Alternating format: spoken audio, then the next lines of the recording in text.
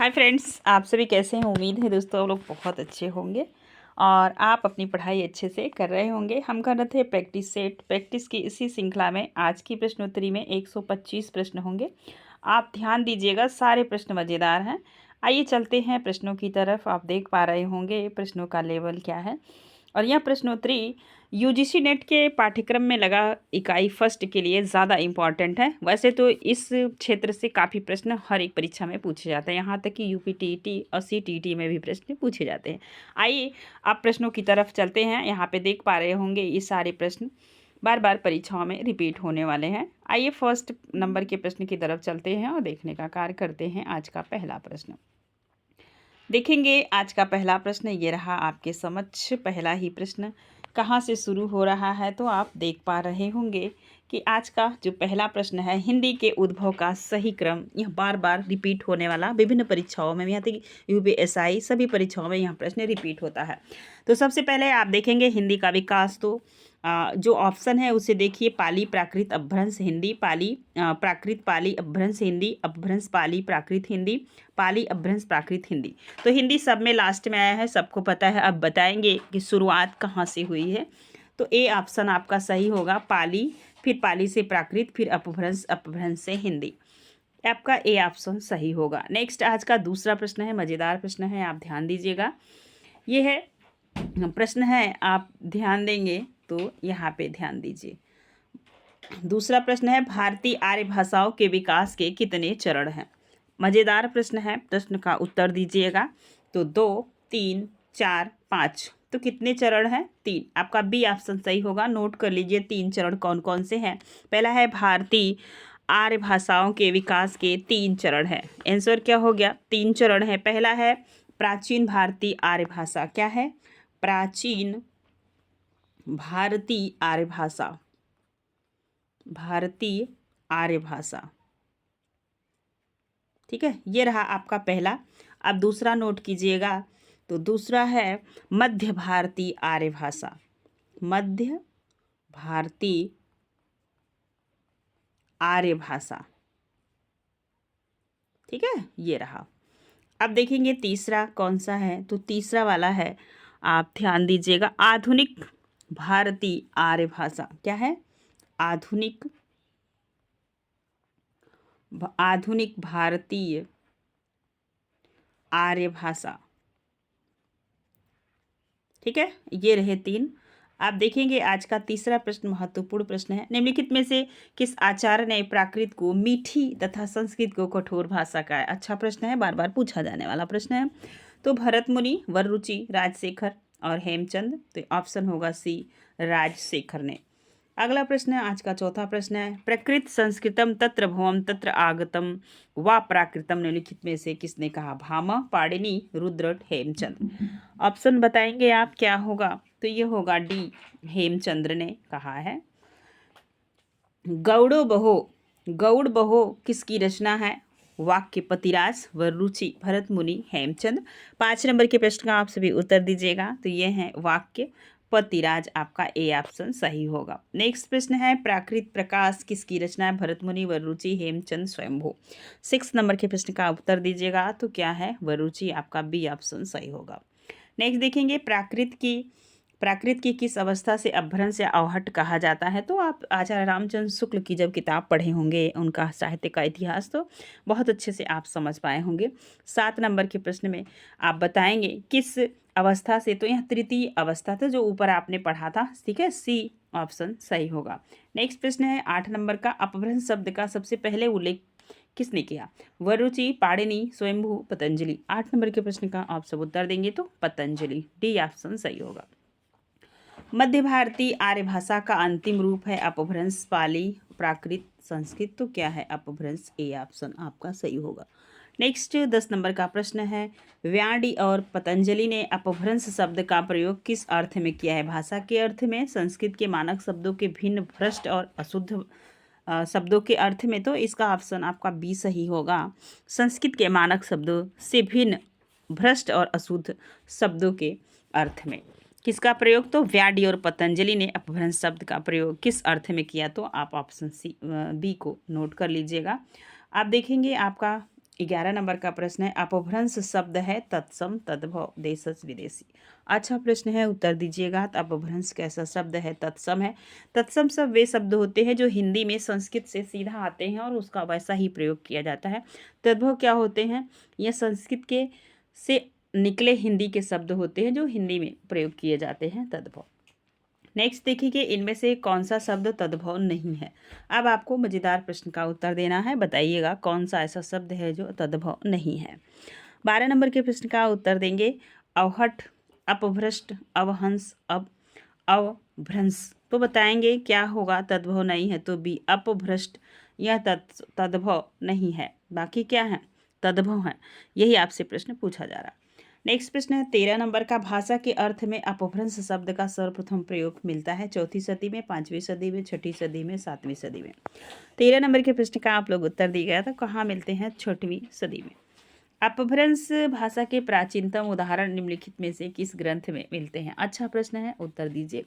राम सिंह कृत पाहुड़ दोहा, धर्म सूरी कृत जम्बूस्वामी रास में, कालिदास कृत विक्रमो वर्षीयम में, भरत मुनि कृत नाट्य शास्त्र में। अपभ्रंश भाषा के प्राचीनतम उदाहरण निम्नलिखित में से किस ग्रंथ में मिलते हैं? सारे ग्रंथ और ग्रंथ के रचनाकार आपके समक्ष हैं, आप सभी उत्तर देंगे। 14 नंबर के प्रश्न में आप सब जानते हैं इसके आंसर होंगे डी, भरत मुनि कृत नाट्य शास्त्र में। अगला प्रश्न है 15 नंबर का, बांग्ला का विकास अपभ्रंश के किस रूप से हुआ है? मागधी, ब्राचौड़, महाराष्ट्री, सौरसेरी। 15 नंबर के प्रश्न में सबको पता है, यह आंसर कई बार रिपीट हुआ है, मागधी से। पाहुड़ दोहा की रचना किसने की है? पाहुड़ दोहा स्वयंभू मुनि राम सिंह जिनदत्त सूरी धनपाल। 16 नंबर के प्रश्न में आप सबको पता है, ये भी आप कई बार देखे होंगे, रिपीटेड प्रश्न है, मुनि राम सिंह। दोहा कोश के रचयिता हैं गोरखनाथ, कन्हपा, सरहपा, लुइपा। 17 नंबर के प्रश्न का उत्तर दीजिएगा, तो ये हो जाएंगे सरहपा।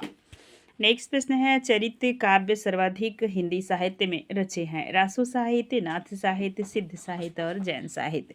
18 नंबर के प्रश्न का उत्तर देंगे, तो ये हो जाएंगे आपके जैन साहित्य। अशोक के समय में राजभाषा थी। अच्छा प्रश्न है और जीएस का भी प्रश्न है, कई बार पूछा गया है। पाली, प्राकृत, अपभ्रंश, इनमें से कोई नहीं। 19 नंबर के प्रश्न का उत्तर होगा पाली। ए ऑप्शन आपका सही होगा। अपभ्रंश की उत्तरकालीन अवस्था का नाम है, क्या नाम है? संस्कृत, पाली, प्राकृत, अवहट। 20 नंबर में तो ये क्या है? तो ये है अवहट, आपका डी ऑप्शन सही होगा। नेक्स्ट 21 नंबर का प्रश्न है, पुरानी हिंदी नामकरण किसने किया? चंद्रधर शर्मा गुलेरी, धीरेन्द्र वर्मा, उदयनारायण तिवारी, बाबूराम सक्सेना। 21 नंबर के प्रश्न में सबको पता है चंद्रधर शर्मा गुलेरी। नेक्स्ट 22 नंबर का प्रश्न आपकी स्क्रीन पे है, संदेश रासक किसकी रचना है? चंद्रबरदाई, अच्छमाड़, अमीर खुसरो, नरपति नाथ। क्या होगा आंसर? तो ये होंगे अद्धमाड़। कहीं कहीं अद्धमाड़ आता है, कहीं कहीं इनके नाम में थोड़ा सा परिवर्तन होता है, इसका जिक्र मैंने किया है। अपभ्रंश के भाषिक और व्याकरणिक रूप का स्पष्ट सुव्यवस्थित विवेचन किसने किया? ज्योतिश्वर ठाकुर, भोज चंद्र, हेमचंद्र, दामोदर। 23 नंबर के प्रश्न में बताएंगे, तो सी ऑप्शन सही होगा, हेमचंद। अपभ्रंश में कुल कितने स्वर थे? 8, 10, 12, 11। अच्छा प्रश्न है। 24 नंबर का प्रश्न है, तो कितने स्वर थे? तो 10 स्वर थे। इन 10 स्वरों को आप नोट कर लीजिएगा। तो जैसे आप देखेंगे यहाँ पे मैं लिखती हूँ, छोटा छोटा करके आप नोट कीजिए। अ, ई, और आगे देखेंगे ऊ और ए, इसके बाद आ जाएगा ओ, ठीक है, ओ। आप देखेंगे अब इसमें से 10 स्वर कौन कौन से थे? तो ये हो गए आपके 5 ह्रस्व स्वर हो गए। कितने हो गए? ह्रस्व स्वर। अब इधर आप लिख लेंगे दीर्घ स्वर। कौन सा स्वर? दीर्घ स्वर में आप आ जाएगा यहाँ पे आ, ई, ऊ, इसके बाद ए और ओ। क्या आ जाएगा? ओ। आई और ओ आ जाएगा। इसके बाद देखेंगे जो है कि ये कितने हो गए? तो 3, 2, 5, 5, 10। और आपसे एक प्रश्न और पूछा जाता है कि हिंदी भाषा में डॉक्टर कैलाश के द्वारा कितने हैं? तो ये भी आप कमेंट सेक्शन में हमें कमेंट करके बताइएगा। ठीक है, आगे चलते हैं। 10 स्वर आप नोट कर लिए होंगे जो अपभ्रंश भाषा में है। 1, 2, 3, 4, 5 और 6, 7, 8, 9, 10। ठीक है, चलते हैं आगे। 25 नंबर का प्रश्न आपकी स्क्रीन पे है। भाषाओं के परिवार का वर्गीकरण आधार है। क्या आधार से भाषा परिवार का वर्गीकरण किया गया है? रूप, रचना, ध्वनि, इतिहास, अर्थ। 25 नंबर के प्रश्न का आप सबको पता है, कोई भी साक्ष्य हम कहाँ से लेते हैं? इतिहास से। पुष्पदंत किस शताब्दी के कवि हैं? 8वीं, 9वीं, 10वीं, 11वीं। 26 नंबर के प्रश्न का उत्तर दीजिएगा, तो ये है 10वीं शताब्दी के। आपका सी ऑप्शन सही होगा। पवनचरिऊ किसकी रचना है? अक्षयमाण, विद्यापति, चंद्रबरदाई, स्वयंभू। तो 27 नंबर के प्रश्न का उत्तर होगा, यह स्वयंभू की रचना है। किसकी रचना है? तो स्वयंभू की। पहाड़ी हिंदी उपभाषा का विकास अपभ्रंश के किस रूप में हुआ? खस और धमागधी, मागधी, ब्राह्मण। 28 नंबर के प्रश्न में आप सबको पता है कि खस आपका ए ऑप्शन सही होगा, खस। प्राकृत सर्वस्व में अपभ्रंश के कितने भेदों का उल्लेख किया गया है? 2, 3, 4, 5। 29 नंबर के प्रश्न में आप सभी जानते हैं, तो कितने का किया गया है? तो आपका बी ऑप्शन सही होगा, 3। वह 3 कौन कौन से हैं? तो आप नोट कर सकते हैं। नागर है, कौन सा है? नागर। दूसरा है, आप देख पाएंगे, उपनागर। क्या है? उपनागर।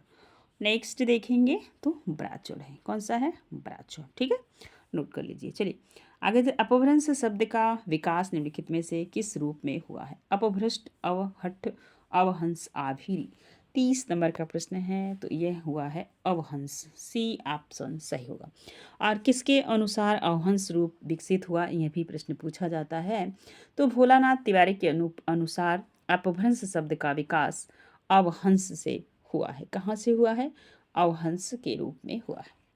नेक्स्ट देखेंगे, अपभ्रष्ट शब्द का विकास निम्नलिखित में से किस रूप में हुआ है? अपभ्रंश, अवहंस, देसी भाषा और हठ। 31 नंबर का प्रश्न है, थोड़ा सा जो है कि परिवर्तन के साथ यह प्रश्न आपके समझ आया है। तो 31 नंबर में आप याद रखेंगे कि भोलानाथ तिवारी के अनुसार अपभ्रंश शब्द का विकास अवहंस से हुआ है। ऊपर आपने देख लिया। अब देखेंगे इसी को, भोलानाथ तिवारी के अनुसार अपभ्रष्ट शब्द का विकास अवहट्ठ से हुआ है। अपभ्रष्ट यहाँ पे पूछा जाए तो किससे हुआ है? अवहट्ठ से। आपका डी ऑप्शन सही होगा। अभी रहा 32 नंबर का प्रश्न है आपके समझ। स्वयंभू ने अपनी रामायण में अपभ्रंश के लिए किस शब्द का उल्लेख किया है? अवहट्ठ, अपभ्रष्ट, अपभ्रंश, अभिरोक्ति। ठीक है, ये रहा 32 नंबर का प्रश्न आपके समक्ष। तो देखेंगे, ठीक है, कहाँ से हुआ है? अवहट्ठ से। ए ऑप्शन सही होगा। महाकवि कालिदास के किस ग्रंथ में अपभ्रंश के कुछ छंद मिलते हैं? रघुवंशम, विक्रमोर्वशीयम, मेघदूतम, अभिज्ञान शाकुंतलम। 33 नंबर के प्रश्न में आप सबको पता है कहाँ मिलते हैं? विक्रमोर्वशीयम। बी ऑप्शन आपका सही हुआ।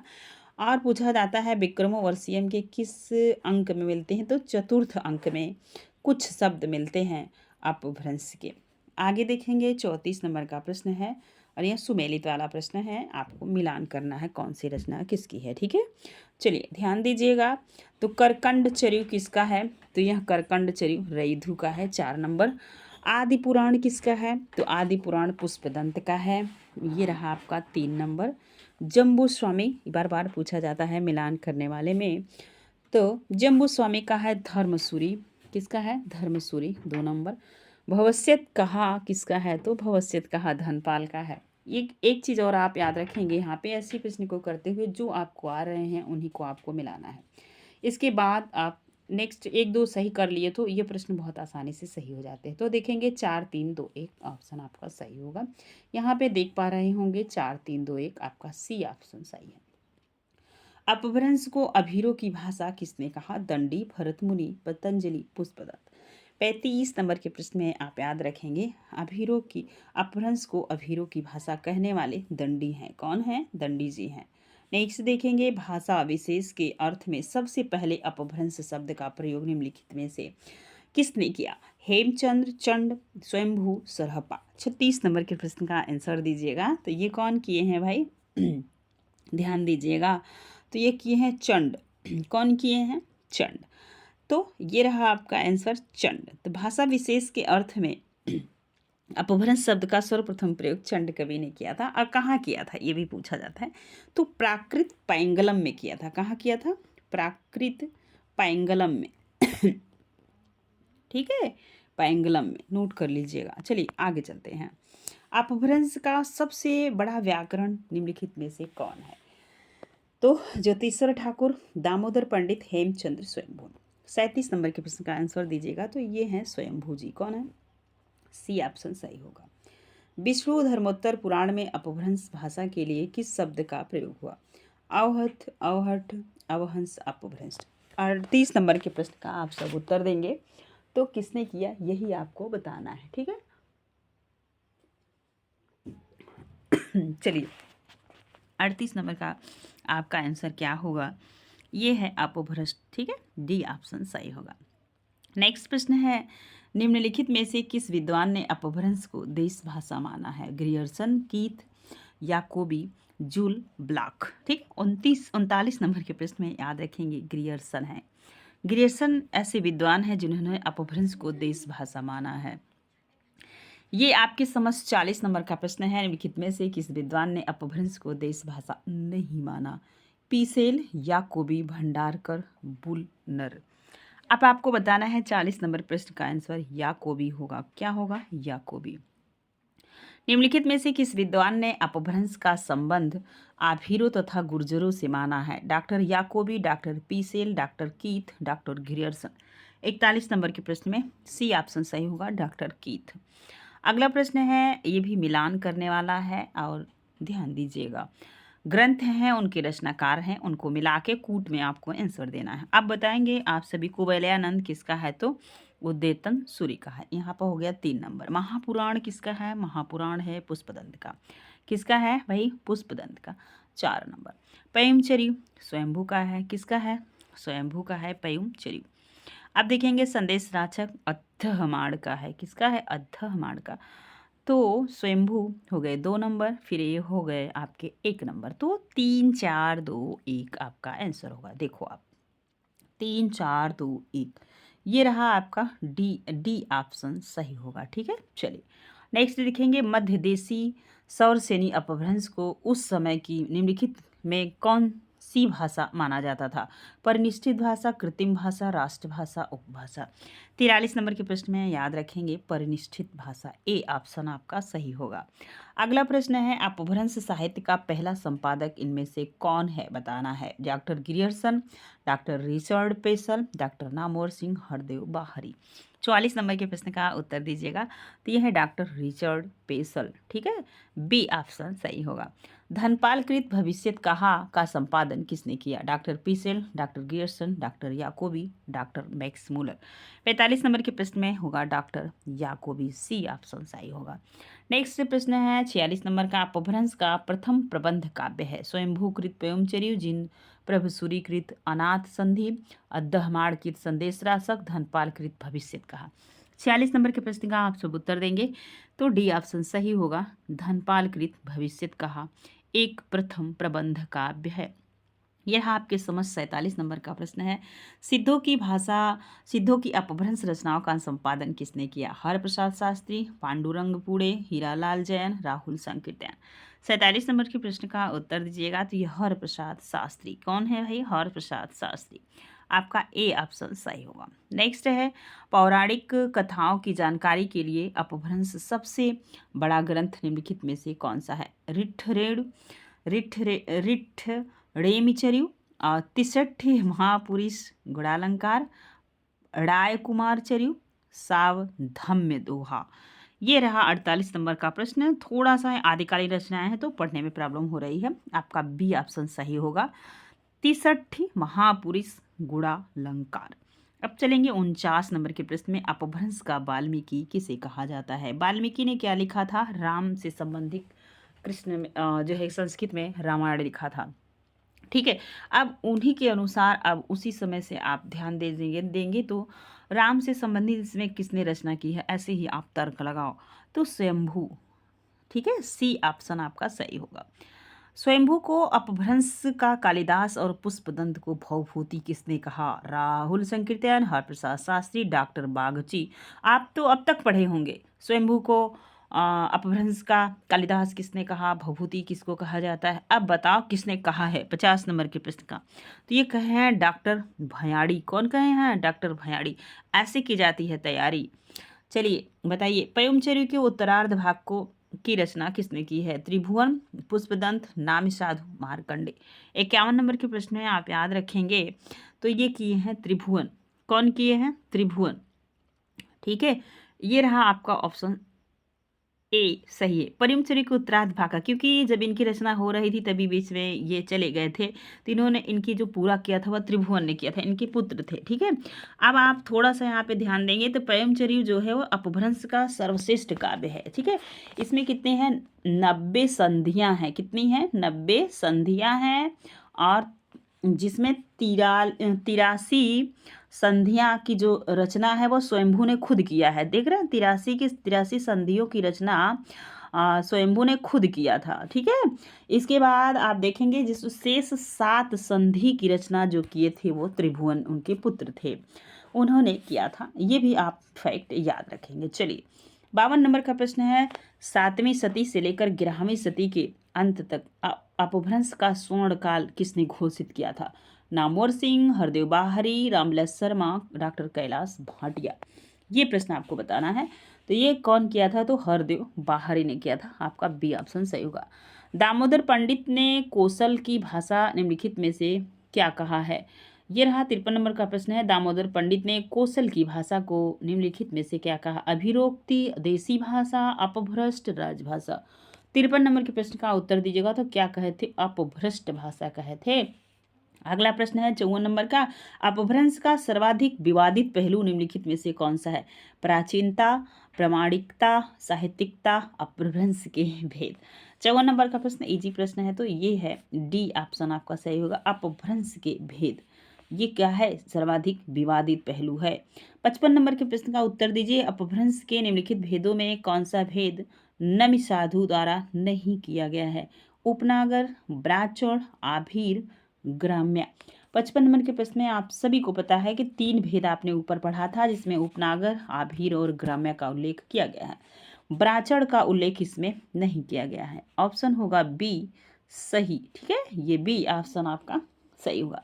चलिए आगे प्रश्न की तरफ चलेंगे। 56 नंबर का प्रश्न है, मार्कंडे द्वारा किए गए अपभ्रंश के भेदों में से किसका संबंध गुजरात की बोली से है?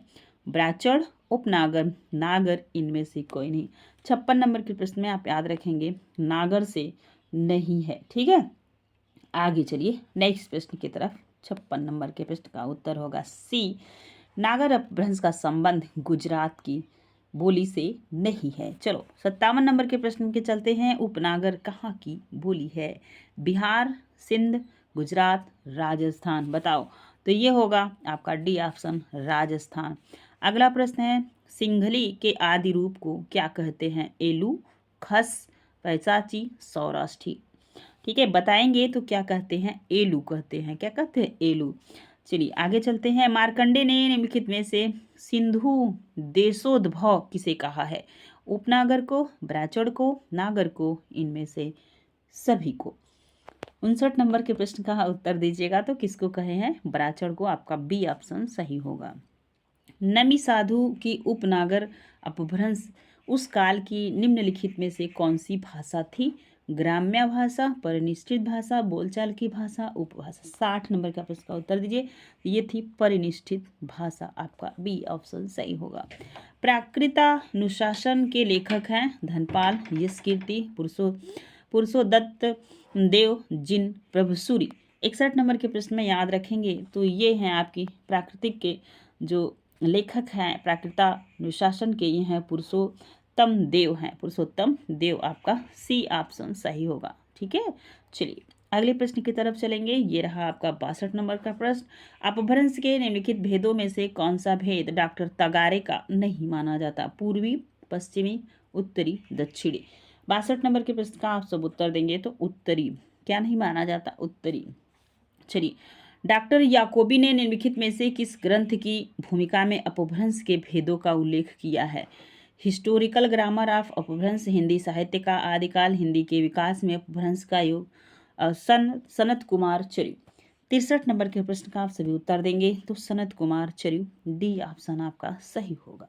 नेक्स्ट प्रश्न आपके स्क्रीन पे है, अपभ्रंश के चार भेदों में जैसे पूर्वी, पश्चिमी, उत्तरी, दक्षिणी का उल्लेख निम्नलिखित में से किसने किया? याकोबी, doctor Tagare, doctor नामोर Singh भयाड़ी। 64 number के प्रश्न का आंसर होगा याकोबी, ए ऑप्शन सही होगा। नेक्स्ट रहा आपका अगला प्रश्न है 65 नंबर का, हिस्टोरिकल ग्रामर ऑफ अपभ्रंश के लेखक निम्नलिखित में से कौन है? Doctor Jacobi, doctor Grierson, doctor Keith, doctor Tagare. 65 number के प्रश्न का उत्तर देंगे तो ये होंगे डॉक्टर तगारे। अगला प्रश्न है 66 नंबर का, डॉक्टर नामवर सिंह के अनुसार अपभ्रंश के कितने भेद हैं? 2, 3, 4, 5 बताइए। 66 नंबर के प्रश्न का उत्तर दीजिएगा तो क्या होगा भाई? 2 भेद हैं। पहला है पूर्वी और दूसरा है पश्चिमी। याद कर लेंगे, पश्चिमी। ठीक है, ये रहे 2, 1 और 2। ठीक, चलिए आगे चलते हैं नेक्स्ट प्रश्न की तरफ। 67 नंबर का प्रश्न आपकी स्क्रीन पे है। अपभ्रंश में राम काव्य के प्रथम कवि हैं रैथु, स्वयंभू, देवसुरी, जिन प्रभ सुरी। 67 नंबर के प्रश्न का उत्तर दीजिएगा तो ये है स्वयंभू। कौन है? स्वयंभू, बी ऑप्शन आपका सही होगा। अपभ्रंश का एक रूप खस है जिससे पहाड़ी हिंदी का विकास हुआ। खस का एक अन्य नाम निम्नलिखित में से कौन सा है? बताओ। महाराष्ट्री, ब्राचड़, दरद, मागधी। 68 नंबर के प्रश्न का मजेदार प्रश्न है, उत्तर दीजिए तो ये होगा सी ऑप्शन दरद। क्या होगा? दरद। ठीक है, चलिए अगला प्रश्न है, सौराष्ट्री का नागर अपभ्रंश का संबंध है राजस्थान से, बिहार से, महाराष्ट्र से, गुजरात से। 69 नंबर के प्रश्न में याद रखेंगे गुजरात से। आपका डी ऑप्शन सही होगा, गुजरात। ठीक है, ये रहा गुजरात। चलिए आगे चलते हैं। पैसाची अपभ्रंश का एक अन्य नाम है केकय, लाटी, सौरसेनी, दरद। 70 नंबर के प्रश्न का उत्तर दीजिएगा तो ये क्या होगा भाई? केकय भी कहते हैं। पैसाची अपभ्रंश का दूसरा नाम केकय है। क्या है? केकय। ठीक है, ये रहा आपका आंसर, ए सही होगा। अपभ्रंश में कृष्ण कथा का सूत्रपात किसने किया? स्वयंभुदत्त, पुष्पदंत, स्वयंभू, हरिभद्रसूरी, विनय चंद्र सूरी। 71 नंबर के प्रश्न में याद रखेंगे स्वयंभू होंगे, बी ऑप्शन सही होगा। नेक्स्ट 72 नंबर का प्रश्न है, साहित्य रूप में अपने विकास और विस्तार के दौरान अपभ्रंश ने निम्नलिखित में से किस प्राकृत का सर्वाधिक प्रभावित किया? अर्धमागधी, महाराष्ट्री, सौरसेनी, मागधी। 72 नंबर का प्रश्न है तो ये होगा आपका, समझ रहे हैं आप, सौरसेनी। आंसर क्या होगा? सौरसेनी। तो याद रखेंगे साहित्यिक रूप में अपने विकास और विस्तार के दौरान अपभ्रंश ने सौरसेनी प्राकृत को सर्वाधिक प्रभावित किया था। किसको किया था? सौरसेनी को, सी ऑप्शन सही होगा। चलिए ये रहा आपके समझ 73 नंबर का प्रश्न। यहाँ पे हम देखेंगे प्रश्न को, इसके बाद मिलाएंगे उत्तर को। कूट के माध्यम से उत्तर देना है। अपभ्रंश के ग्रंथ हैं और उनके लेखक हैं। चलिए मिलाते हैं। वड़ रत्नाकर ज्योतिश्वर ठाकुर का है यहाँ पे 4 नंबर। कीर्तिलता किसका है? विद्यापति का है 3 नंबर। अपभ्रंश कवयत्री, अब बताओ इसकी। सिद्ध हेमचंद शब्दानुशासन के रचनाकार को सबको पता है, हेमचंद्र हैं। कौन है? हेमचंद्र हैं, 1 नंबर। अपभ्रंश काव्यत्रयी किसका है? तो ये हैं लालचंद्र गांधी। ठीक है, 2 नंबर। तो 4, 3, 2, 1 इसका आंसर होगा। मिला दीजिए आप सभी, 4, 3, 2, 1 आपका डी ऑप्शन सही होगा। ठीक है, चलिए नेक्स्ट प्रश्न की तरफ चलेंगे। 74 नंबर का प्रश्न है, हिंदी, बिहारी, बंगला, असमिया और उड़िया भाषाओं का विकास अपभ्रंश के किस रूप से हुआ है? बहुत बार पूछा जाने वाला प्रश्न है। मागधी, अर्धमागधी, पैसाची, सौरसेनी। तो ये हुआ है मागधी, ए ऑप्शन सही होगा। अर्धमागधी अपभ्रंश से हिंदी के विकास रूप का विकास हुआ है। पश्चिमी हिंदी, पूर्वी हिंदी, गुजराती हिंदी, कश्मीरी हिंदी। ये रहा 75 नंबर का प्रश्न, होगा बी आपका पूर्वी हिंदी। आगे देखेंगे पश्चिमी हिंदी, पंजाबी, गुजराती का विकास अपभ्रंश के किस रूप से हुआ है? मागधी, पैसाची, सौरसेनी, ब्राचड़। अच्छे प्रश्न है, प्रश्नों का लेवल आप देख सकते हैं, सी ऑप्शन आपका सही होगा। नेक्स्ट प्रश्न है, ब्राचड़ अपभ्रंश से निम्नलिखित में से किस भाषा का विकास हुआ? राजस्थानी, गुजराती, ओडिया, सिंधी। 77 नंबर के प्रश्न में आप याद रखेंगे सिंधी का विकास हुआ। किसका हुआ? सिंधी का। अगला प्रश्न है 78 नंबर का, असमिया भाषा का विकास अपभ्रंश के किस रूप से हुआ है? मागधी, अर्धमागधी, पैसाची, ब्राचड़। चलो बताओ सभी लोग, तो ये हुआ है मागधी, ए ऑप्शन आपका सही होगा। नेक्स्ट प्रश्न है, सौराष्ट्री का नागर अपभ्रंश वस्तुतः क्या है? मागधी अपभ्रंश का परिनिष्ठित रूप, खस अपभ्रंश का साहित्यिक रूप, मागधी और अर्धमागधी का मिश्रित रूप, सौरसेनी अपभ्रंश का पश्चिमी रूप। 79 नंबर के प्रश्न के बताएंगे, आपका डी ऑप्शन सही होगा, सौरसेनी अपभ्रंश का पश्चिमी रूप। नेक्स्ट अगला प्रश्न 80 नंबर का, अपभ्रंश का भवभूति किसे कहा जाता है? पुष्पदंत, शालिभद्र, कनकामर, मुनि, धनपाल। 80 नंबर के प्रश्न में आप सभी को पता है पुष्पदंत को भवभूति कहा जाता है। किसने कहा है? तो ये एक चीज और याद रखेंगे, पुष्पदंत को भवभूति कहा जाता है। किसने कहा है? तो डॉक्टर भयाड़ी ने कहा है। कौन कहा है? डॉक्टर भयाड़ी ने। आपने ऊपर पढ़ भी लिया होगा, याद रखिएगा। चलिए आगे चलते हैं। अब आपका ये रहा 81 नंबर का प्रश्न, सिद्ध कवियों की भाषा को संध्या भाषा किसने कहा है? हेमचंद, अद्वैव्रज, मुनिदत्त, मेरुतंग, सुकुमार सेन। 81 नंबर के प्रश्न का आप सब उत्तर देंगे। तो ये रहा आपके समक्ष, जल्दी जल्दी आप सभी उत्तर दीजिए। तो किसने कहा है? ये कहे अद्वैव्रज तथा मुनिदत्त ने। ठीक है, आपका बी ऑप्शन सही होगा। नेक्स्ट, सिद्ध कवियों की भाषा का विकास अपभ्रंश के किस रूप से हुआ? नागर, पैसाची, अर्धमागधी, महाराष्ट्री। 82 नंबर में तो आप याद रखेंगे सी ऑप्शन सही होगा, अर्धमागधी। सिद्धों के प्रथम कवि हैं, बहुत इजी प्रश्न है, बताएंगे, सबको पता है। 83 नंबर के प्रश्न का उत्तर होगा सरहपा, डी ऑप्शन सही होगा। सिद्धों की संख्या भी कमेंट में आप बताएंगे। चलिए 84 नंबर का प्रश्न है, सरहपा को बंगला का प्रथम कवि किसने माना? Doctor B Bhattacharya, doctor Prabodh Chandra Bagchi, doctor Haraprasad Shastri, doctor Shahidullah. ठीक है, 84 नंबर के प्रश्न का उत्तर दीजिएगा। तो ये है डॉक्टर भट्टाचार्य, ये ऑप्शन आपका सही होगा। नेक्स्ट प्रश्न है 85 नंबर का, अपभ्रंश की विशेषता के संबंध में कौन से कथन असत्य है? आपको असत्य बताना है, सत्य नहीं असत्य बताना है। ठीक है, चलिए बताइए 85 नंबर के प्रश्न में क्या होगा? अ ई उ ए और अ आ ई उ दीर्घ स्वर थे, अपभ्रंश उकार बहुला नहीं है, री लिखा तो जाता है परंतु इसका उच्चारण री होता है, ऋषि को छोड़कर सभी स्वरों का अनुनासिक रूप प्रयोग में आ गया है। अब आपको बताना है अपभ्रंश की विशेषता नहीं है, मतलब असत्य कथन बताना है। बताओ। तो 85 नंबर के प्रश्न में आपका बी ऑप्शन सही होगा, अपभ्रंश उकार बहुला भाषा है। यहाँ पे लिखा है नहीं है। ठीक है, चलिए अवधि में देखेंगे आप तो लिखूं को लिख, बैठू को बैठ, कालू को काल, आदि रूप जो मिलते हैं ये अवहट है। ठीक है, चलिए नेक्स्ट देखेंगे आप 86 नंबर का प्रश्न है, ब्रज भाषा अवधि आदि में जो मनु, मन, कारणु, कारण, अंगु, अंग, चलु, चल आदि रूप मिलते हैं, वे निम्नलिखित में से किसकी देन है? बताओ। 86 नंबर के प्रश्न में संस्कृत, प्राकृत, अपभ्रंश, पाली। तो किसके देन है भाई? ये देन है अपभ्रंश के। चलो नेक्स्ट प्रश्न बताएगा आप सभी, अपभ्रंश के शब्दों में किस वर्ग की ध्वनियां का बाहुल्य है? क वर्ग, च वर्ग, ट वर्ग, त वर्ग। अच्छा प्रश्न है, बताइए तो किसकी वर्ग की ध्वनियां का बाहुल्य है अपभ्रंश में? तो ट का बहुत ही प्रयोग हुआ है। चलिए ये रहा आपके समझ 88 नंबर का प्रश्न है, अपभ्रंश की विशेषता के संदर्भ में कौन सा कथन असत्य है? अपभ्रंश में स के स्थान पर केवल स का प्रचलित स के स्थान पर केवल स प्रचलित था। बी में है, इनमें लगभग वही ध्वनियाँ थी जिनका प्रयोग प्राकृत में होता था।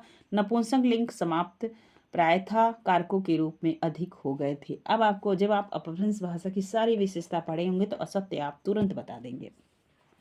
तो ये है, इसमें कारकों के अधिक हो गए थे, ये गलत है। क्या है? ये गलत है। ठीक है, तो क्या होना चाहिए इसको आप नोट कर लीजिएगा। तो अपभ्रंश का जो कारक बहुत कम हो गए हैं, इसमें संस्कृत के लगभग 17 कारक रूप होते थे। कितने होते थे संस्कृत के? 17। तो अभी आप देख रहे होंगे कितने हैं। प्राकृत में उनकी संख्या क्या थी? 12 थी। ठीक है, अब अपभ्रंश में लगभग 6 कारक के रूप रह गए हैं। कितने के रह गए हैं? 6 के। ठीक है, तो ये ही गलत है, अधिक नहीं कम हो गए हैं। चलिए नेक्स्ट प्रश्न है आपके समझ 89 नंबर का, निम्नलिखित में से कौन सा व्यंजन अपभ्रंश की वर्णमाला में नहीं है? अब आप पूरा व्यंजन पढ़े होंगे तभी समझ पाएंगे। चलिए बताइए सभी क्या नहीं है? तो स, व, ह। कौन सा नहीं? 89 नंबर के प्रश्न में तो ये स नहीं है, इसके स्थान पे आप देखेंगे स नहीं है। ठीक है, अपभ्रंश में स और स का स हो गया है। ठीक है, ये देखेंगे आप, जो ये स था और ये स था, दोनों को मिला के ये वाला स हो गया है। तो अब इसमें नहीं है, स नहीं है। ठीक है, ठीक, याद रखेंगे, आपका बी ऑप्शन सही होगा। आगे चलते हैं। 90 नंबर का प्रश्न, अपभ्रंश की वर्णमाला में निम्नलिखित में से कौन से व्यंजन ध्वनियां सम्मिलित हैं? अंग, इय, ड़, म। कौन सा अपभ्रंश में सम्मिलित है? 90 नंबर के प्रश्न में आप याद रखेंगे तो म सम्मिलित है। क्या है? म सम्मिलित है। ठीक, चलिए आगे चलते हैं। 91 नंबर का प्रश्न है, अच्छा प्रश्न है, बताओ सभी। निम्नलिखित में से कौन सा वर्ण समूह अपभ्रंश की वर्णमाला में नहीं है? बताइए। आप ये जब बहुत अच्छे से अपभ्रंश की वर्णमाला को आप बहुत ध्यान दिए होंगे, सरस्वती पांडे, गोविंद पांडे ने बहुत अच्छे से दिया है। यदि यहाँ पे आपको प्रॉब्लम हो रही है तो पुस्तक को जरूर पढ़े, ऑथेंटिक किताबें पढ़े, तभी आप परीक्षा में कुछ अच्छा कर पाएंगे।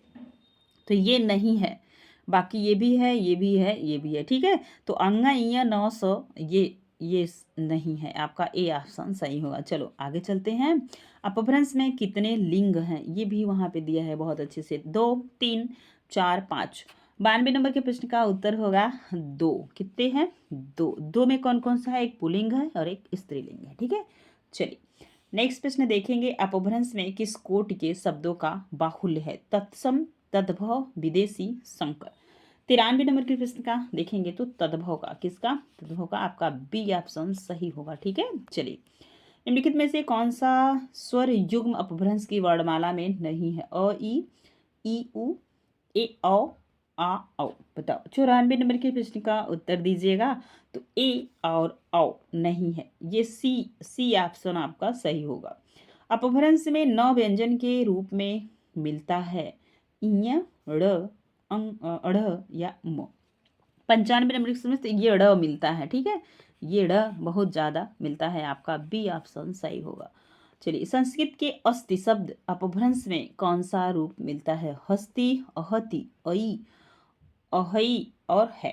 96 नंबर के प्रश्न का उत्तर दीजिएगा। तो ये मिलता है अहई, सी ऑप्शन सही होगा। चलिए 97 नंबर के प्रश्न की तरफ चलेंगे। कोंकणी भाषा किस अपभ्रंश से विकसित हुई? राजस्थानी, ब्राह्मण, मागधी और महाराष्ट्री। 97 नंबर के प्रश्न में याद रखेंगे, कोंकणी भाषा महाराष्ट्र से विकसित हुई, महाराष्ट्री से। 98 नंबर का प्रश्न है, अवहट्ठ की विशेषता के संदर्भ में कौन सा कथन असत्य है? चलिए बताइए। 98 नंबर के प्रश्न में आप सब बताएंगे, अवहट्ठ में ड़ और ड़ ध्वनियां नहीं है, इनमें ए और औ स्वर का समावेश हुआ है, स्त्री शब्दों के लिए अंत्य आ का लोप हुआ है, भिक्षा, भीख और शिक्षा, सिख आदि। और नेक्स्ट देखेंगे, इनमें व्यंजन के अकारण द्वित्व हुआ है, जैसे सिक्खा, शिक्षा, कुम्हार, कम्हार, तुषार, तुषार आदि। बताइए कौन सा नहीं है, यही आपको बताना है। तो ये ऑप्शन आपका सही होगा, ड़ और ड़ ध्वनियाँ नहीं है। ठीक है, यही असत्य है। अवहट्ठ में 2 नई ध्वनियाँ हैं, अवहट्ठ में 2 नई ध्वनियाँ, यही आपका गलत है। ठीक है, चलिए ए आपका सही होगा, ए ऑप्शन। अब बताइए 99 नंबर का प्रश्न है, अपभ्रंश काल 10वीं शताब्दी तक माना जाता है, परंतु अपभ्रंश काव्य लिखा जाता है कहाँ तक? ये प्रश्न अच्छा है, बताओ सभी लोग। 11वीं शताब्दी तक, 12वीं शताब्दी तक, 2 ऑप्शन और आपको मिलेंगे। हाँ, प्रश्न को छोटा करते हैं, आप ध्यान दीजिए। 14वीं शताब्दी तक तो 15वीं शताब्दी तक। इतिहास ग्रंथ आपने बहुत अच्छे से पढ़ा होगा, तो आप जान पाएंगे कहाँ तक मिलता है, 14वीं शताब्दी तक। ठीक है, तो ये 99 नंबर का प्रश्न मजेदार प्रश्न था आपके समक्ष, आपका सी ऑप्शन सही होगा। चलो, ये रहा 100 नंबर का प्रश्न है, पुष्पदंत की भाषा को मराठी की जननी किसने कहा? नामी, Nami Sadhu, doctor P Sen, doctor Jacobi, doctor Tagare. 100 number के प्रश्न में आप याद रखेंगे तो डी ऑप्शन आपका सही होगा। पुष्पदंती को भाषा को मराठी की जननी मानने वाले हैं डॉक्टर तोगारे, और पवारे तगारे ऐसे जोड़ो, ये महाराष्ट्र के हैं। ठीक है, 100 नंबर का प्रश्न है, अपभ्रंश का सर्वाधिक लोकप्रिय छंद है दोहा, रोला, छप्पा, पहुंचरी। यह वहां से एक प्रश्न आपको यूजीसी नेट के परीक्षा में मिलता है, तो क्या है? दोहा, ए ऑप्शन सही होगा। शुक्ल जी ने स्पष्ट अपने साहित्य के इतिहास में बताए हुए हैं, आप पढ़िए उनका इतिहास ग्रंथ। निम्नलिखित में से कौन सा कथन असत्य है? 8वीं 9वीं सदी के सिद्धों की भाषा में हमें अपभ्रंश से निकलती हुई हिंदी स्पष्ट दिखाई देती है। नाथ जोगियों की वाणी में आरंभिक हिंदी रूप अधिक निखरा हुआ है, अपभ्रंश में तत्सम शब्दों का बाहुल्य है, अपभ्रंश में क्षतिपूर्त पूरक दीर्घीकरण की प्रवृत्ति पाई जाती है। अच्छा प्रश्न है, आप सब उत्तर देंगे। तो असत्य है, यही असत्य है। सी, अपभ्रंश में तत्सम शब्दों का बाहुल्य है, ऐसा नहीं है। तो क्या है ये बताओ आप सभी।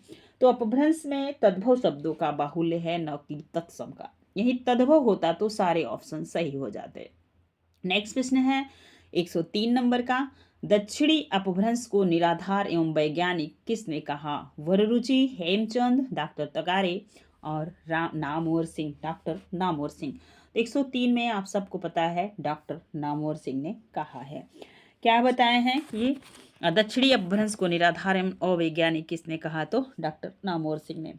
नामवर सिंह मानते हैं अपभ्रंश के कितने भेद माने हैं? 2, पूर्वी और पश्चिमी। ठीक है, चलिए नेक्स्ट प्रश्न 104 नंबर का आपके समक्ष है। प्राच्या को अपभ्रंश का एक भेद माना है।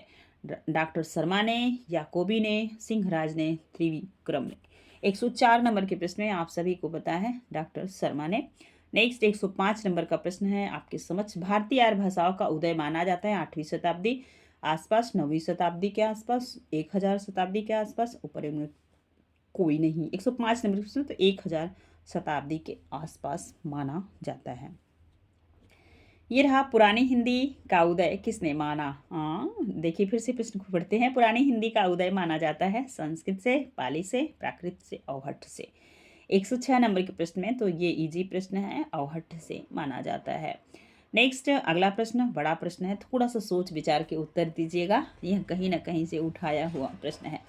107 नंबर के प्रश्न का आप सभी उत्तर दीजिएगा। अपभ्रंश और पुरानी हिंदी के मध्य लगभग 300 वर्षों की भाषा, जिसमें आरंभ में अपभ्रंश की प्रवृत्तियां अधिक हैं, बाद में धीरे धीरे कम होती गई हैं और आधुनिक भाषाओं का निखरा रूप सामने आया है। यह बीच का समय कहलाता है। तो यह कौन सा समय कहलाएगा? आप अपने हिसाब से सोच लेंगे तो संक्रांति का समय कहलाएगा। अच्छा प्रश्न है, थोड़ा समझदारी से उत्तर दीजिए। 108 नंबर के प्रश्न का आप सब उत्तर देंगे। ये रहा आपके समक्ष 108 नंबर का प्रश्न है। अवहट्ठ के भेद हैं। उपनागर, अभीर और ग्राम्य नागर, उपनागर ब्राचण, पूर्वी, मध्यवर्ती, पश्चिमी, उपयुक्त में से कोई नहीं। ऊपर इस प्रश्न का आपने उत्तर पढ़ लिया था, तो सी नंबर सही होगा, पूर्वी, मध्यवर्ती और पश्चिमी। अवहट्ठ का समय माना जाता है। 109 नंबर का प्रश्न है। 500 ईस्वी से 700, 800 से 1000, 850 से 1000, 1000 से 1100 ईस्वी से थोड़ा बाद तक। 109 नंबर के प्रश्न में आप याद रखेंगे डी ऑप्शन सही होगा, 900 ईस्वी से 1100 ईस्वी थोड़ा बाद तक। ठीक है, चलिए आगे देखेंगे। अच्छा प्रश्न है, बहुत बार रिपीट होने वाला। रत्नाकर कीर्तिलता और कीर्ति पताका में किस अवहट्ठ का प्रयोग किए हैं? पूर्वी अवहट्ठ, पश्चिमी अवहट्ट, मध्यवर्ती अवहट्ठ, ये सभी। 110 नंबर के प्रश्न में आप बताएंगे तो यह पूर्वी अवहट्ठ है, ए ऑप्शन सही होगा। अगला प्रश्न है 111 नंबर का। साहित्य में अवहट्ठ का प्रयोग कब तक होता रहा? 12वीं सदी, 14वीं सदी, 16वीं सदी, 18वीं सदी। 111 नंबर के प्रश्न में आप याद रखेंगे बी ऑप्शन सही होगा, 14वीं सदी। शिक्षा शब्द अवहट्ठ में किस रूप में प्रचलित था? शिक्षा, शिक्षा, शिक्षा, शिक्षा। ठीक है, 112 नंबर के प्रश्न में आप याद रखेंगे तो ये प्रश्न ऊपर आपसे मिला था, शिक्षा। नीचे दिए 2 वक्तव्य दिए गए हैं। यूजीसी नेट का बहुत चहेता प्रश्न, जहां से बच्चे काफी बाहर होते हैं। यहाँ पे आप देंगे, ध्यान देंगे, नीचे 2 वक्तव्य दिए गए हैं, एक कथन है और एक कारण है। असम रीजन का यह प्रश्न आपके समक्ष प्रस्तुत हो रहा है, ध्यान से उत्तर दीजिएगा। बताइए, अवहट्ठ में सरलीकरण की प्रक्रिया द्रुत गति से चलती रही।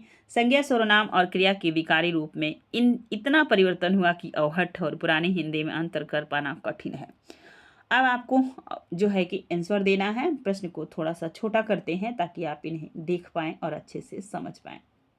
बड़ा प्रश्न है, थोड़ा सा यहाँ तक। चलिए पढ़िए फिर से।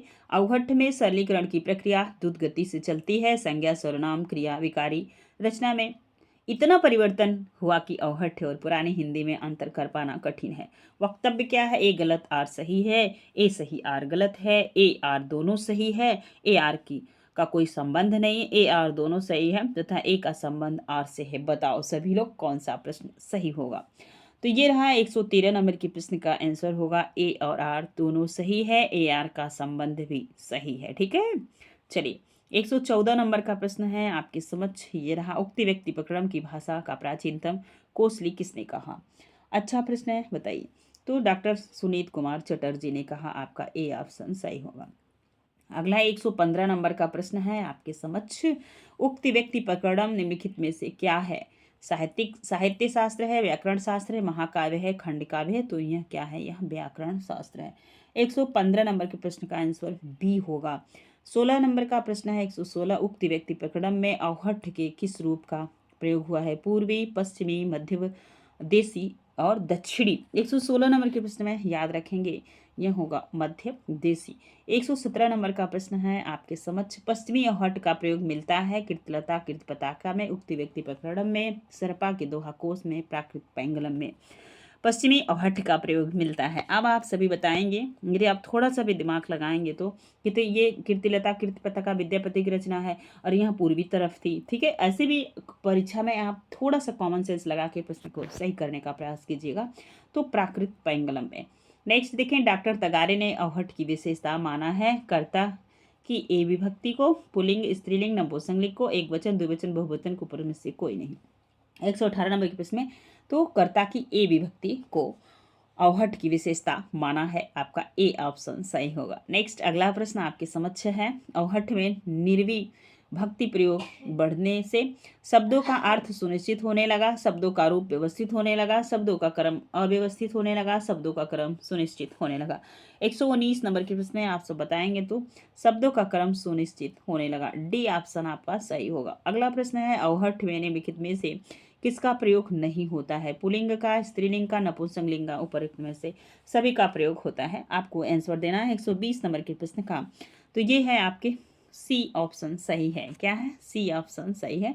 तो आपसे प्रश्न क्या पूछा गया, अवहट्ठ में निम्नलिखित में से किसका प्रयोग नहीं होता है। तो नपुंसकलिंग का नहीं होता, इस दो का होता है। ठीक है, चलते हैं आगे अगले प्रश्न की तरफ।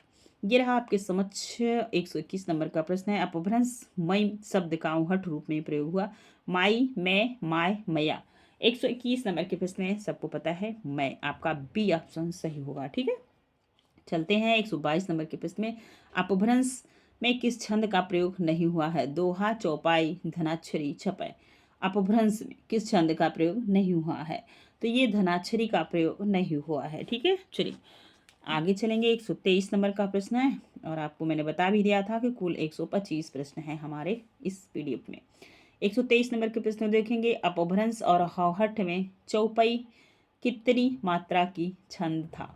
तो 10, 11, 13, 15। एक चौपाई होता है जिसमें 16 मात्रा होता है और यहाँ पे आपसे चौपाई पूछी जा रही है, चौपाई। ठीक है, 23 नंबर का प्रश्न है, तो ये होता है 15। बहुत बार पूछा जाता है, टीजीटी में भी पूछा गया है। 124 नंबर का प्रश्न है, हिंदी के कवियों को काव्य में चमत्कार लाने और वाग्य वैचित्र के प्रदर्शन की प्रवृत्ति किससे मिलती है। वैदिक और लौकिक संस्कृत से, पाली और प्राकृत से, अपभ्रंश और अवहट्ठ से, रीतिकाल के कवियों से। 124 नंबर के प्रश्न को आप याद रखेंगे, अपभ्रंश और अवहट्ठ से, आपका सी ऑप्शन सही होगा। आज का अंतिम प्रश्न आपके समक्ष प्रस्तुत है। प्रश्न की श्रृंखला आपको कैसी लगी, कमेंट सेक्शन में कमेंट जरूर कीजिएगा। अगर समय नहीं है, कमेंट नहीं कर पाते हैं, तो इमोजी ही भेजिए कि हाँ मुझे पसंद आई है। लाइक कीजिएगा वीडियो को। ध्यान दीजिए, हिंदी प्रसर्गों के विकास में सर्वाधिक योगदान निम्नलिखित में से किसका है। संस्कृत प्राकृत, पाली प्राकृत, अपभ्रंश अवहट्ठ, अंग्रेजी के प्रभाव का। 125 नंबर के प्रश्न का आप सब उत्तर देंगे और हमें लगता है इस प्रश्न को हम छोड़ देते हैं। आप सभी इतना प्रश्न पढ़ लिए तो उत्तर ज़रूर दीजिएगा। इसको हम पेंडिंग में रखते हैं, नहीं चलिए दे ही देते हैं। सी ऑप्शन आपका सही होगा। आपकी कोई क्वेरी होगी कमेंट सेक्शन में कमेंट के माध्यम से हमें ज़रूर बताइएगा। वीडियो कैसा लगा और इसके बारे में भी हमें थोड़ा फीडबैक देते रहेंगे तो मुझे अच्छा लगेगा। कमेंट से ही मैं आपसे लिंक कर पाती हूँ, जुड़ पाती हूँ और यही एक मेरे पास साधन है। हालांकि मैं आगे कार्य जारी रखने के लिए बहुत सारी जो है कि उपयोग करने का भी सोच रही हूँ। अगर आपको वीडियो पसंद आएगा तो लाइक कीजिएगा। आप कैसा वीडियो चाहते हैं, कंटेंट का, सिर्फ प्रैक्टिस का, हमें कमेंट सेक्शन में बताइएगा। आप किस सब्जेक्ट की तैयारी कर रहे हैं, किस एग्ज़ाम की, सब्जेक्ट मतलब किस एग्ज़ाम की, वो भी हमें बताइएगा। हो सकता है आपका सिलेबस हम पूरा कराने का प्रयास करें। धन्यवाद।